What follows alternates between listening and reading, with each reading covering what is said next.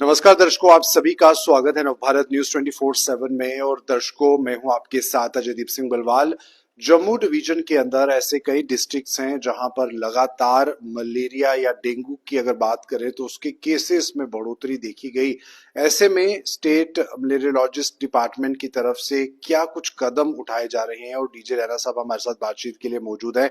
Sir, आपका बहुत बहुत स्वागत है। इस बार जो केसेस हो रहे हैं कठुआ और उधमपुर डिस्ट्रिक्ट्स में, क्या कहेंगे? देखिए, सबसे पहले नमस्कार अजयदीप सिंह जी, थैंक यू। दर्शकों का नमस्कार। ओवरऑल जो सिनेरियो है, जो जम्मू रीजन में या ओवरऑल जे के स्टेट में केसेस कम हुए हैं। जैसे कल तक कोई 1100 केसेस कम है। मतलब 2811 है तो लास्ट ईयर अभी तक 1700, मतलब अभी तक 1711 केसेस, तो last year 2811 case, exactly 1100 case कम है लास्ट ईयर से अभी की डेट तक। हाँ, दो डिस्ट्रिक्ट जैसे आपने कहा, कठुआ उधमपुर में केसेस थोड़ा सा बढ़ गए हैं as compare to rest of the districts.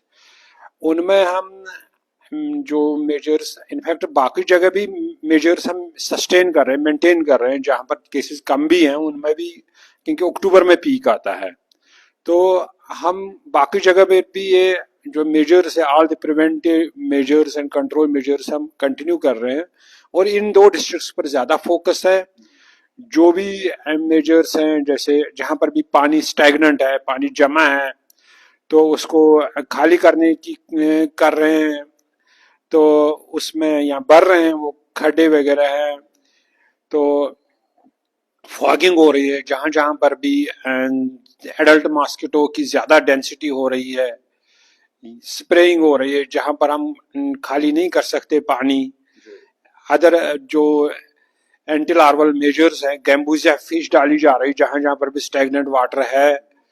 और अवेयरनेस लोगों में फैलाई जा रही है। हमारी टीमें हैं, जो मलेरिया वर्कर्स हैं, वो जा रहे हैं, डिफरेंट जगहों पर जा रहे हैं, घरों में जा रहे हैं, अवेयरनेस स्प्रेड कर रहे हैं। और घरों के अंदर भी indoor as well outdoor spray कर रहे हैं जहां जहां पर भी जरूरत है, लार्वा पाए जाते हैं।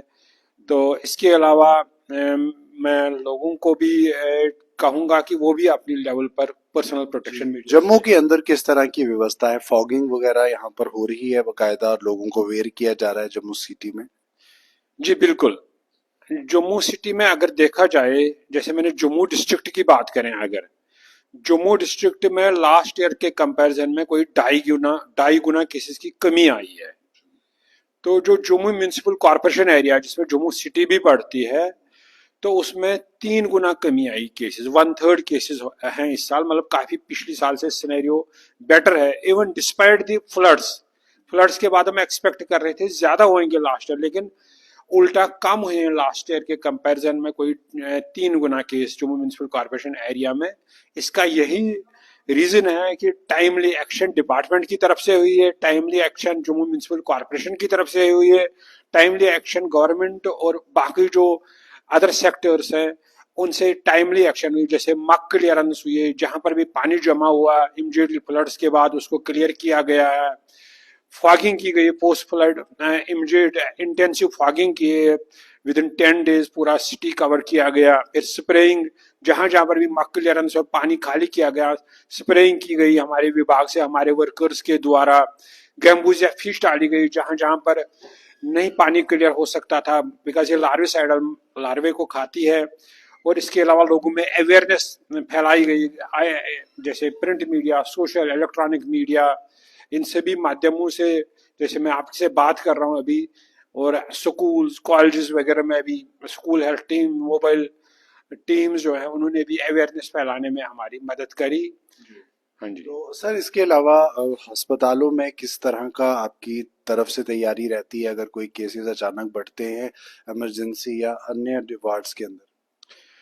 देखिए, डिजिग्नेटेड बेड्स हैं, डिजिग्नेटेड वार्ड्स हैं हमारे सभी हॉस्पिटल्स में, जम्मू सिटी में, जम्मू डिस्ट्रिक्ट में, इवन अदर डिस्ट्रिक्ट्स में।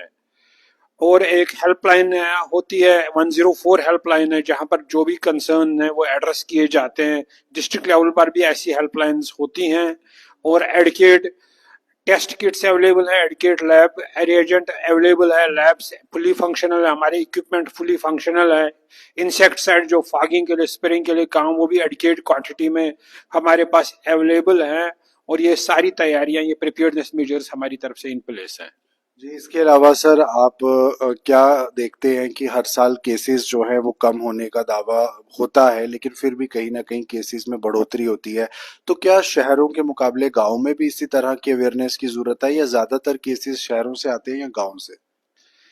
देखिए, केसेस ज्यादातर अर्बन एरियाज में होते हैं, बिकॉज अगर कहीं पर अनप्लान्ड कंस्ट्रक्शन है, अनऑर्गेनाइज्ड कॉलोनीज है, माइग्रेशन है, जैसे लेबरर्स आते हैं कहीं बाकी स्टेट से आते हैं जिनको डेंगू होता है, उनको यहाँ के मच्छर काटते हैं।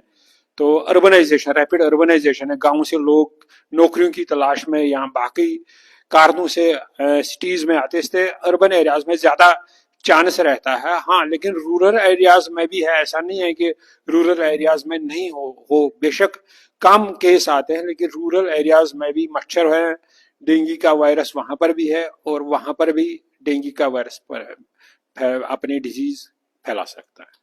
चलिए, तो दर्शकों, जाहिर सी बात है इस समय आपको अपना ध्यान रखना है, और विशेष तौर पर छोटे और बड़े बच्चों का या बड़े बुजुर्गों का भी, क्योंकि बहुत ज़रूरी है कि इस डेंगू की महामारी से बचा जाए। और जिस तरह से केसेस हाल के दिनों में अलग अलग प्रांतों से आए हैं, तो ऐसे में सतर्क रहना बहुत ज़रूरी है। और जो भी आपको सुनाया दी गया इस इंटरव्यू में कि किस तरह के रोकथाम करने चाहिए, उनको आप ज़रूर फॉलो कीजिए। वीडियो को ज़्यादा से ज़्यादा शेयर कीजिए। मुझे दीजिए इजाज़त। नमस्कार।